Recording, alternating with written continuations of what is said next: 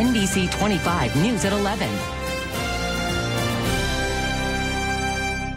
Imagine discovering there was something wrong with your newborn baby. Now, try to fathom a doctor telling you the best treatment option would come off of a printer. NBC 25's Leslie Toldo takes us inside the new future of medicine, where healing is built on 3D printers. You know what? We all fight to have the most normal and best existence for our children. And for some parents, that was double. And the ultrasound tech said, "Did twins run in your family?" My immediate response was, "No, why?" So there's two. That's got to be an overwhelming moment.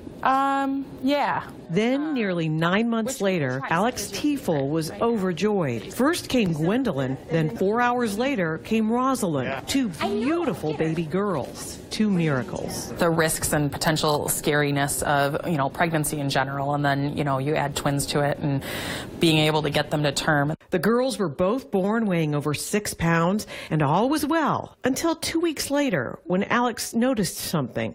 One has a small defect of her ear. It was just a little twist, a little flaw in Rosalind's ear, a small problem perhaps, but still Alex worried.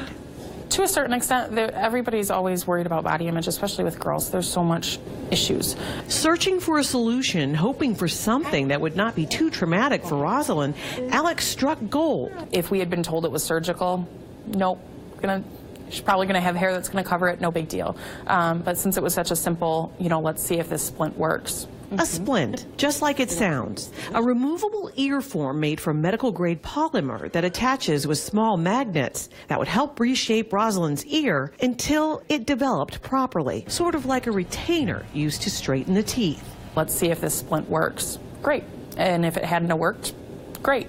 But it did work, which was not much of a surprise to Alex because she knew the source of this splint, a lab inside the University of Michigan's biomedical engineering building.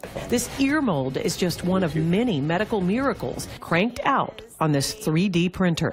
It's absolutely amazing. The potential implications of 3D printing. Alex, a physician's assistant at U of M, was well acquainted with the work inside the 3D lab. She'd heard much about how surgeons had already saved babies' lives, repairing their windpipes with splints created on the printer in that lab. I don't think any parent is going to say, well, let me think about it. 3D printing is a time-consuming process. Even small items can take hours to print. The dimensions and details are mapped out and programmed into the printer, then tediously built, layer by layer, printed out until there is a complete product. And it's been used for some time in the automotive industry and aerospace industry, but it's relatively new in medicine. And for U of M surgeon Dr. David Zopf, the tiny splints printed out to repair babies' windpipes and little Rosalind's ear are just the beginning. We're not to the point where we're 3D printing tissues and transplanting those tissues, but I think we're getting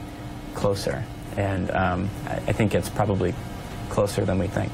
Dr. Zopf says that could mean a future where it will be possible to use 3D technology to help patients regenerate new ears using their own cells. How far have we come?